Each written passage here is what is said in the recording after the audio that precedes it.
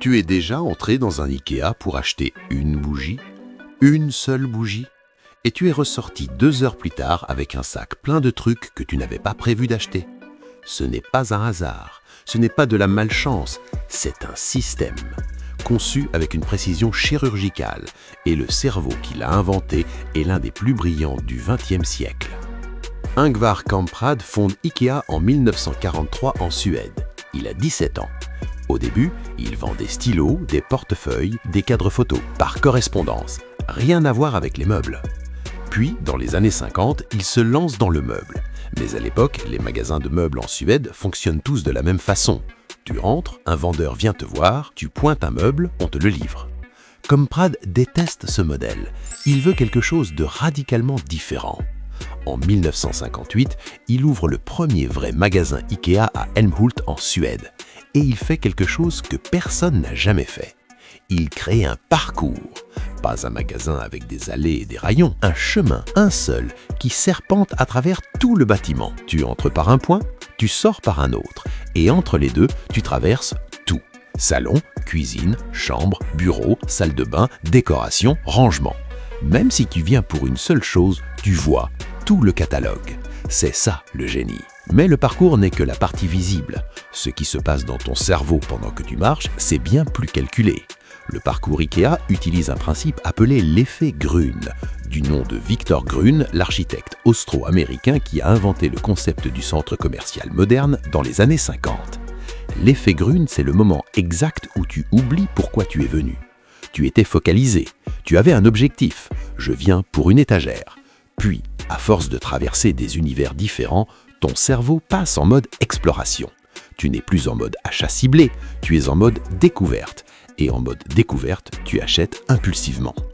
Ikea a optimisé chaque mètre carré pour prolonger cet état. Les pièces sont décorées comme de vrais appartements. Tu te projettes, tu imagines ta vie dans cet espace. Ce n'est plus un magasin, c'est un piège émotionnel. Et ce n'est même pas l'arme la plus puissante d'Ikea. Pourquoi Ikea place la zone restaurant au milieu du parcours? Pas au début, pas à la fin, au milieu. Parce que des études montrent que la fatigue décisionnelle ralentit les achats après environ 30 à 45 minutes. Le restaurant reset ton cerveau. Tu manges, tu te reposes et tu repars pour un deuxième tour d'achats impulsifs. Les boulettes suédoises ne sont pas un bonus sympathique, elles sont une arme commerciale. Ikea vend plus de 150 millions d'assiettes de boulettes par an. C'est le plat le plus vendu du magasin. Et Ingvar Kamprad lui-même disait « On ne fait pas de bonnes affaires le ventre vide. C'est une stratégie, pas de la gentillesse. » Mais le détail le plus machiavélique est peut-être celui-ci. Tu as remarqué que les prix Ikea sont toujours étonnamment bas pour certains produits. La bougie à 0,99 €, le lot de 50 serviettes à 1,49 €, le cadre photo à 2,99 €. Ces produits ne sont pas rentables pour Ikea. Ils perdent de l'argent dessus. Ils sont là uniquement pour que tu mettes quelque chose dans ton panier. Parce qu'une fois que tu as mis un premier objet dans ton sac, la barrière psychologique à l'achat suivant s'effondre. Le premier achat, même à 0,99 €, te transforme de visiteur en acheteur. Et un acheteur achète. Aujourd'hui, Ikea génère plus de 45 milliards d'euros de chiffre d'affaires par an. 462 magasins dans 62 pays.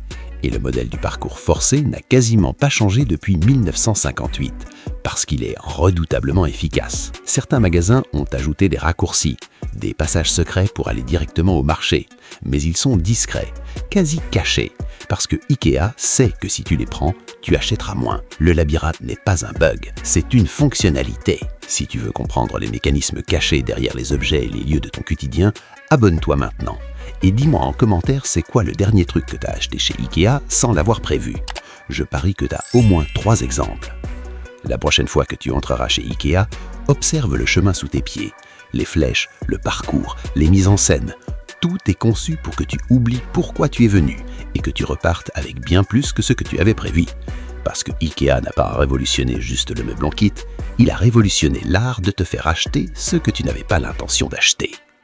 D'ailleurs, si tu penses que Ikea manipule bien, attends de découvrir pourquoi ton clavier n'est pas en ordre alphabétique. Pourquoi les lettres sont dans cet ordre bizarre. AZERTY, QWERTY. La raison va te surprendre et elle n'a rien à voir avec la facilité de frappe. C'est la prochaine vidéo. À très vite.